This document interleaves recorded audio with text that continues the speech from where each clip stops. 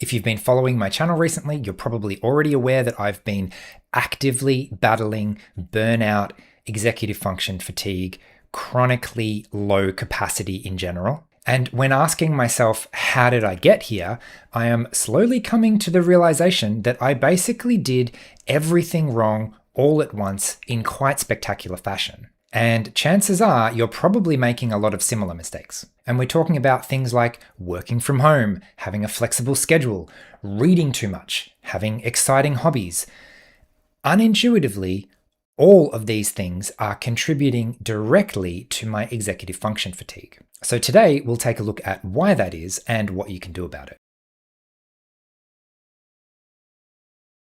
Hi everyone, Paul Mikolev here from Autism from the Inside. I make weekly videos exploring the nuances of neurodiversity and emotional intelligence, so make sure you hit subscribe to get the latest content. So for months now, I've been asking myself, what is going on?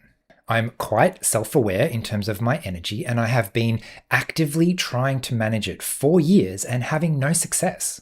I look back to 2019 when I first started to take my online business seriously, and I had so much energy back then. I just spent a couple of years trying to come to terms with my own diagnosis. I was volunteering for some local autism charities, basically unemployed, but I didn't really care. And then once I started to devote myself full-time to Autism from the Inside, I built a website from scratch. I did all my own video editing. I organized and ran an online summit before online summits were a thing. And when I look back at some of that work, it was all really good. I seem to have had a attention to detail and a capacity to manage all of that I just do not have today, not even close. At the moment, I can barely work 1 day a week. If I spend 2 hours responding to emails, that's me done for the whole day. I'm just completely spent. So what changed? Where did this radical shift come from? Well, I'll tell you, over time, I unwittingly systematically destroyed my capacity for executive function. And it's very likely that you might be making some similar mistakes, so let's take a closer look.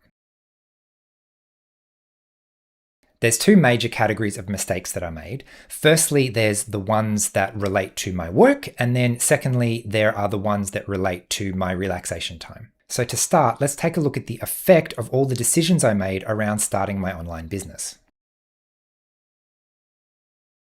I effectively went from regular in-person volunteer work for a local charity to 100% online working for myself. People don't always realize this, but working for yourself essentially means you have two jobs. You have the job of a manager and you have the job of an employee. It involves the really big picture planning stuff of what work should we be doing, how should we be doing this work, finding the work, deciding exactly what the project is in the beginning. And then it also involves actually digging into the weeds and doing those everyday tasks. And the type of brain space that is required to do that kind of big picture thinking versus that attention to detail I'm doing the everyday tasks, it turns out that's quite different. And my brain needs a lot of transition time to switch between one and the other. I think about it like having a telescope, like I can zoom right into the details, but if I've got my microscope glasses on, I can't look at the stars, right? I need to shift the zoom out so that I can see the big picture. And it's incredibly difficult, for me at least, to do both of those things at the same time, let alone quickly switch from one to the other. Another downside of being your own manager is I need to decide for myself when my own deadlines are and when I am going to do the work. This flexibility might sound like a good thing, but actually it's increased a significant amount of activation energy. Now, recording this video, for example, if I wanted to, I could take a 10-minute coffee break and then record the video. Or if I felt really tired today, I could postpone it till tomorrow or even next week. There's no hard deadline telling me I definitely need to do it right now, even if I'm not feeling 100%. When I was going into work every day as an engineer, it was kind of a barrier of taking a sick day because I would at least need to give them a call and tell them I'm not coming in. Whereas working for myself, if I'm feeling like 80% today, what do? Do I keep working? Do I take a break? What about 75%? What about 70%? I'm constantly needing to decide again and again, is this task important enough for me to push through it or not? Another unexpected executive function drain comes from working from home.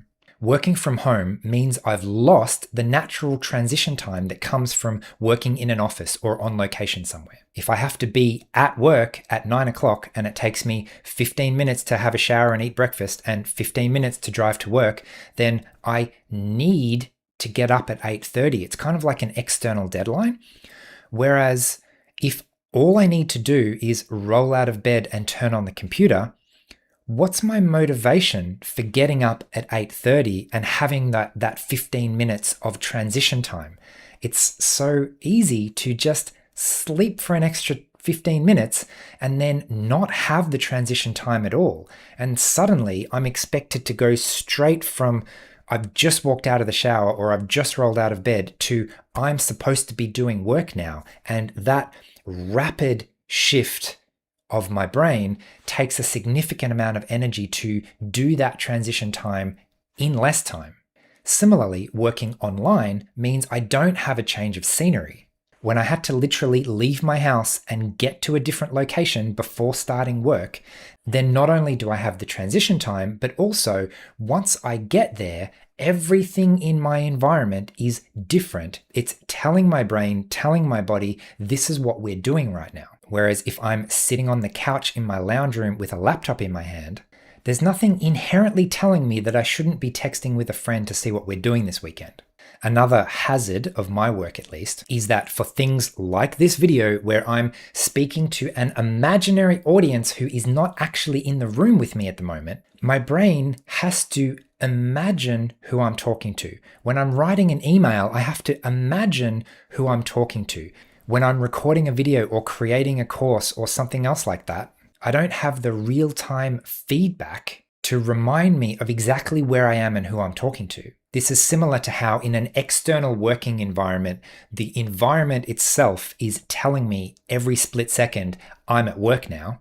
When I'm delivering a training session in person, I don't need to imagine who I'm talking to because they're literally in the room with me. So when you add up all of those things, and we haven't even got to the mistakes I made in rest time yet, but even just looking at my work situation, I hope you're getting a sense of how much additional executive function load I had unwittingly added onto my plate. And all of this is in the background. It's in addition to the actual work and the actual stress from all of the projects that I'm pursuing. And if all that weren't enough, I made a complimentary list of mistakes in my relaxation time. I knew I was tired. I knew I was taking on quite a lot. I was actively trying to relax, but it turns out you can do it wrong. The first mistake I made was by reading too much. I get very interested in things. I focus on a new question or a new idea, and I just want to absorb huge amounts of information on my special interest. As you might be able to guess though, if I'm really tired, absorbing huge amounts of information is likely to increase that overwhelm. And this goes for almost anything. Reading nonfiction books, more and more information that I need to process. Reading fiction that I don't even need to pay attention to, it's still more listening, more words, more audio input. I remember in my engineering job, I had a 2-hour commute each way on public transport, and I would download podcasts that I could listen to on the way home on the train. And after a full day at work, I just never had the energy to listen to a podcast. It might be fun and interesting, but it still takes energy. I still need to be on in a certain sense. Another mistake I made was trying to socialize. It's the weekend, let's go see my friends. Except a lot of mainstream situations are quite noisy, and I found myself needing to be on, in a sense, at all times. I wanted to relax, and instead I was using energy driving to an event, putting up with background noise, politely putting up with small talk. And even without all of those things, let's say I catch up with a really good friend for coffee or something in a nice quiet place, we're still likely to have a very intellectually or emotionally engaging conversation, which has the same problem as the too much reading trap. I'm not resting and recovering, I'm doing something engaging and exciting that's still taking more energy. Even my other hobbies, like I took up rock climbing, which I was doing a couple of times a week. Except I realized you kind of need to be on and paying attention, which is not relaxing. It's fun, it's engaging, but it's not relaxing. In hindsight, what I needed is a nice, safe, low-level engaging place where I could be in what I call zombie mode, sometimes speaking, sometimes not speaking, sometimes being present, sometimes zoning out mentally, literally having no expectations. Having my eyes shut is a big one.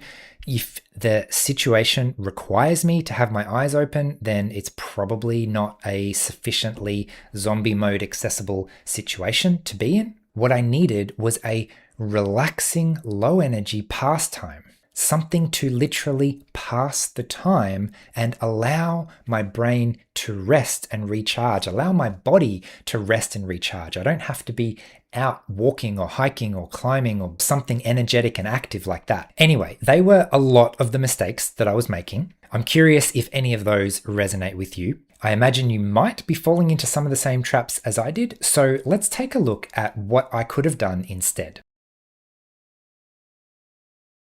Fortunately, by looking at all the mistakes and seeing specifically how each of them have unwittingly increased my executive function load, it gives us a direct, actionable thing of what can I do instead. Working for myself, for example, if I have to now be my own manager, well, maybe I can spend one day in manager headspace looking at the big picture and then a separate day doing all the nitty-gritty detail stuff. And if too much flexibility is causing additional executive function load because I need to redecide every split second if I'm going to keep doing the task, maybe I need some external accountability. For me, for example, seeing life coaching clients is one of the easiest parts of my job because there's an appointment in the calendar and I have to show up, which is external accountability. And during the session, I'm fully present with the feedback of another person, which means I don't need to imagine a hypothetical target audience like when I'm writing my book, for example. If working from home has stolen my transition time, why not reintroduce it into my schedule? I personally like putting together what I call skeleton schedules. It has literally the bare bones of what I need to be doing today, and then I can fill in the details later. It's the perfect compromise of structure and routine with some flexibility as well. Another strategy to avoid second guessing yourself is coming up with an explicit backup plan. I'm reminded of when I was in primary school, and if I took a sick day, my mum insisted that I stay in bed all day, which was not fun, right? Like I wanted to stay home and play, and if I had to stay home and stay in bed, then I might as well go to school. So similarly, if I'm not feeling well on a day, if I have really, really low energy, then I can choose to implement my low energy plan. This can actually be a powerful prioritizing tool. Hypothetically, if I were sick in bed with the flu today and could barely get up, what is the absolute minimum I would need to do to make sure nothing burns down? And this has happened. I've been sick. It usually requires 1 or 2 emails saying, I'm sorry, I can't make it to our appointment today. And everything else I can deal with tomorrow. Regarding setting up a good working environment, this is a little bit like deliberately adding in transition time in a work from home schedule. How do I set up my environment at home so that my body knows I'm getting visual cues and action behavioral cues to know exactly what I'm supposed to be doing right now? Some people are extremely good at this. They have subtly different furniture setups and different lighting, and my personal stuff goes away in this drawer when I'm working, and my work stuff goes here, and the two are just separate environments so that when you're in one space, it feels different. And you can know, your body knows, your nervous system knows what you're doing by the cues from the environment. You can use music, you can use scents from candles or similar. You can sit in a specific location or use a special device. For example, I have a really old laptop that I only ever use for personal stuff, which means that when I'm working, I don't have access to all of that personal stuff. My space is set up to remind me that that's what I'm doing at the moment. And this type of thinking works when designing social interactions as well. What types of social interactions are actually rejuvenating for me? Maybe I just need time alone. Maybe I need to tell my friends in advance that I may or may not say a single word to them at this event. Maybe I need to stay for 20 minutes and then leave, and that's enough for me. By asking yourself the question, what do you need? What does your body need to actually get into this rejuvenation mode? We can design relationships and events that can actually support that. And it's similar with hobbies. I find it really difficult to find hobbies that are not engaging and interesting.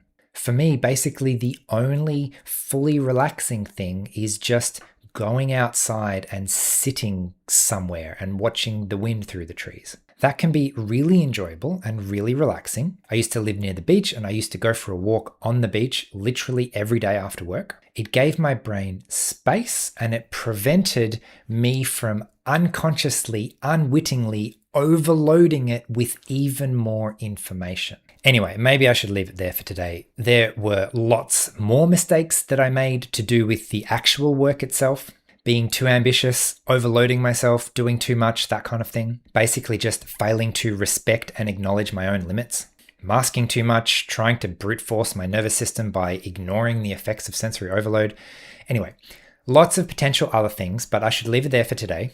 I'm curious which part of this video resonated the most for you. So I'd love it if you left a comment with any mistakes you've now realized you've been making. I definitely feel like this awareness is helping me to come out of my own burnout. So hopefully, fingers crossed, that means that I can finish my book soon. So keep a lookout for that. The preface is freely available on the AFTI website, and you can sign up for specific updates if you'd like to be the first to know about that as well. So as usual, thanks again for watching. Please leave a comment if you can, and I will see you again next week.